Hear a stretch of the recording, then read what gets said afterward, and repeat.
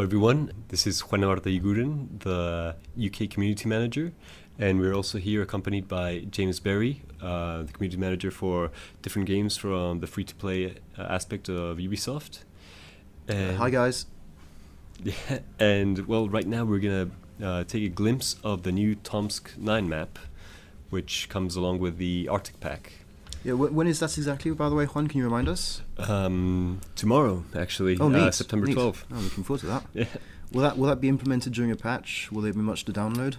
There will be a patch. You will have to basically re-download the game. Of course, you just press on the launcher and it will update itself. Yet it will be a full download, and yep, that's basically it. So right now, while we're at the warm-up, you can basically see right now that it's a closed ambiance. We're inside a container, sort of bunker. Hangar? Yep. And well, the actual person who's actually playing this is from the French community. It's Kerp. Some of you may know him, may have seen him. He was one of the better players during the beta, was it? The closed beta? Yeah, starting out from the first beta. So, all right, here we're starting up. So what kind of map is this? Is this Assault or? This is a conquest map, basically Conquest, okay. 5 points. So to capture, start capturing C, and then going on to A or B. B or A or D or E, evidently. Okay. So straight from the start, we can see there are many levels in this. This should be an interesting map to play on. Yes, definitely. Right now here you have it's a large map, and you have different possibilities of going through different areas to reach your objective. Okay. So as you can see, this is a very metal ambiance. It's a nuclear silo. Okay, where's it based? As its name is, it's Tomsk. It's in eastern Russia. Okay. Yeah, it looks very, very dark. Is this one of the features you guys are playing with? Are you supposed to use the darkness to find cover? Well, there are areas which are dark, as opposed to, as you can see right now. Yeah. So it varies. Yeah, but of course, everything goes along with your camouflage. Well, right now, of course, you may have known that there is new Arctic camouflage coming up. So basically, white and dark stripes to blend in with the snow. It's a snow map. Okay, one interesting feature we've just noticed is that it's not possible to take cover on these silos. So presumably this area right here will be a sort of rush area where people will be running by. So it should be a very interesting thing to see. Maybe a lot of run and gun situations. Yeah, this is where you'll have to make use of Aegis and basically take as much cover from what your teammates can give you itself. Okay, this is obviously a very long range, which would be nice for snipers, but as we can see, there are lots of cover points and areas all along the corridor. Should be very interesting. Do you know if there are any ways of going around this area, or do the players have to go through here? Are there any ways to go around? Actually, well, as you can see, there is a different area to pass through there. Okay. And as you can see, also to your left, you have a staircase. You have different ways to get to this place, and I think right now, basically, what is going on is you're going to point C right now, and well, right now we can see where you're defending point C from the players coming from point B. So right now we can see that lots of places where snipers would be very happy to just take cover and wait and hide. Yep. Are there many other places where snipers are, not so obviously at an advantage? Yes, actually. Oh, like here, basically. Yeah. Basically, you have very many corners, closed areas, which a sniper, cannot make the best use of as his weapon. As you can see, if there's a sniper hiding there, there's a spot right there which people cannot come up, but you can easily throw grenades up there and blast the Recons who are there out. Or wait with a shotgun. Yes, as well.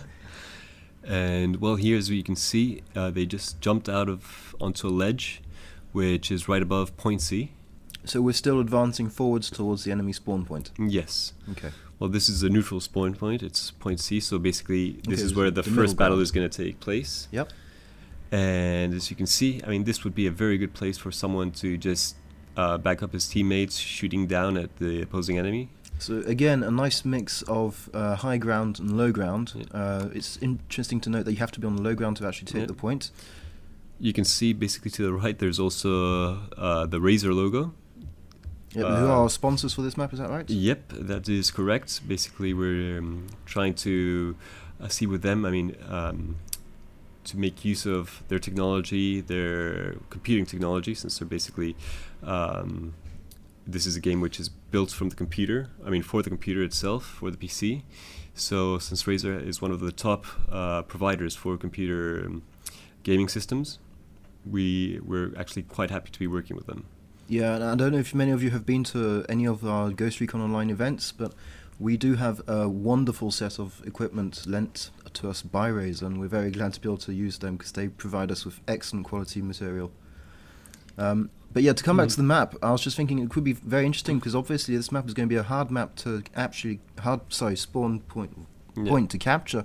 It should be very easy to dislodge the enemy from the top, from above, and yet very hard to actually remain there long enough to be able to capture the points. So we should see some very, very interesting action going on here, especially working with Aegis, or even snipers working with their different abilities to detect enemies. Especially, and for example, right now, when the corridor which we just passed is a bit like the one before, just it's a passageway straight through, but with different hiding points and the columns to the left and right. So yes, it will be very difficult to actually advance. And we get our first glimpse of snow. This is a new addition to the game, I believe. Exactly, it's one of the basically this is where you can make the best use out of your Arctic camouflage. Okay. When will players be able to get the Arctic camouflage? How would they be able to get it?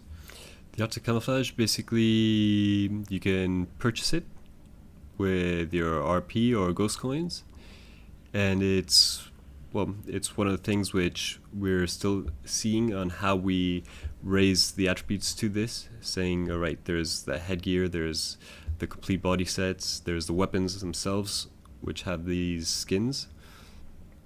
So there's much more to come right now, but you'll be quite interested to see with the starting weapons and camouflage which there is. Okay. So as we continue, we can see we're now going through this open area, and it's interesting because there are lots of obstacles in a way. You have to crouch down below. This gives us this is something we don't really see much on other maps, where most of the obstacles are quite low and you can hide behind. These ones will add a different perspective, I guess, to the game. Needing to crouch down, going under the cover.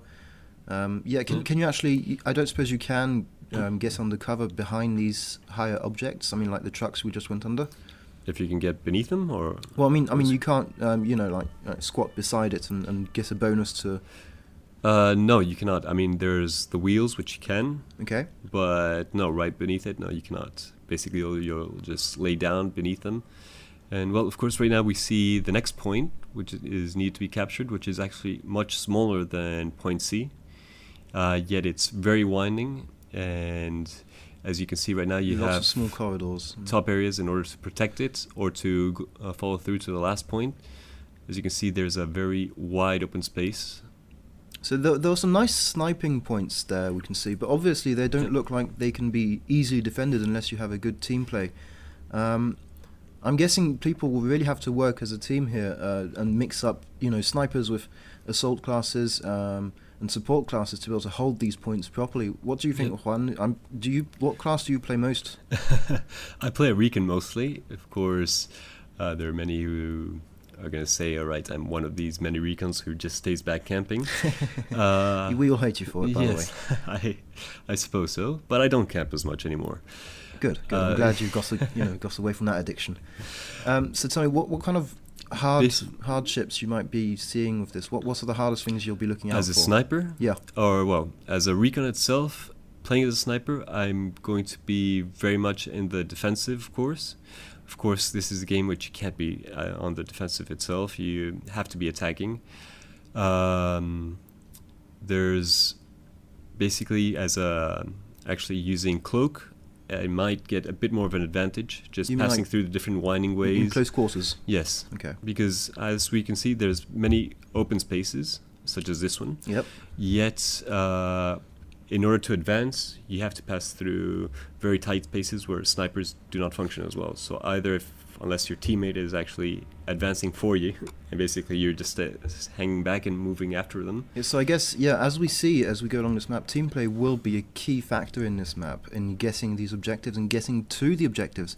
Because from what I see, the objectives themselves are pretty much close quarter mini-maps in a way. But yet getting to these, you have to go through these huge wide open areas like the ones we've just seen now. So it should be very interesting to see how these snipers who want to get into position actually work with their team. Because I know from now, for the moment, lots of players who start off the game, and unfortunately lots of snipers, actually play solo most of the time. Do you think this map will change this? It will. I mean, this, and with the upcoming features, which will, it's going to still be a while for it to come, but there's the clan system which is coming up, not within this next patch, but further on in time. And people will just be forced to actually start playing as a team, and you can't have a team full of snipers. They're not going to...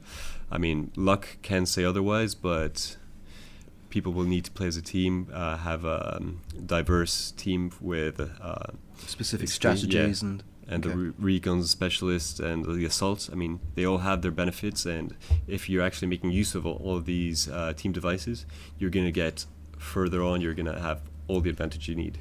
And I guess this is going to play in with your new challenges, I guess, which ask for the team to play as a team with different classes in a fire squad or fire team. I'm sorry. Yes.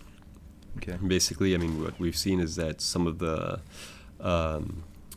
basically weekly challenges have been quite easy and have not made the best use of the team. That's what we're actually trying to change right now, also giving more rewards for these, since they're going to be harder, yet reward people for actually playing as a team. Okay. I have a few questions about the game in general, not specifically this map. Go ahead. For example, I know you guys have had a lot of comments about the matchmaking. Is there anything that's going to be changed with matchmaking in the future? Yes, definitely. It's something which right now, since we have so many, I mean, we don't have as many people as we will afterwards, I mean, as soon as this game is out and completely polished. So with this, I mean, let me just cut you there. Here you can see a few tidbits of information. There's hidden information about the game, like Easter eggs, which the devs, of course, like to put in. Let's not say too much about that. We'll let you guys discover more about that on your own time. So yeah, to come back to the matchmaking then. For the matchmaking. So right now we're actually allowing, since there aren't as many players, we're allowing for people to join up quickly with whoever's near them, having very little, basically, very small or light funnel system. Okay. So yes, you still have people who are getting teamed up with many people from their same class or with people from different levels. But in the future, we're going to implement this, and since there are going to be much more out of each class and each level, it's going to be much more adequate for you to come in and play with people of your same skill level. There's also another thing right now, which is the lag system. I mean, the lag itself, which will be improved by separating. Basically, people from Europe will play for people. Will play with European players. People from Asia will play with Asian players, and basically to divert everyone as of now to playing with people from their same sector to reduce the lag for each player. Okay, we've just got basically less than a minute left before this video ends. So could you tell us very briefly what kind of additions we can expect when the clan system comes in? Besides hardcore gamers playing against themselves, creating tournaments, we're going to expect many people coming in, having their features basically to personalize their clans, their names, and stuff like that. I cannot really say much more. I'll let the devs speak about that. Fair enough. We'll see when that comes out, and we'll discover it all together, I guess. Indeed. Okay, well, thanks guys for being with us. Talk to you soon. Yep, thank you very much.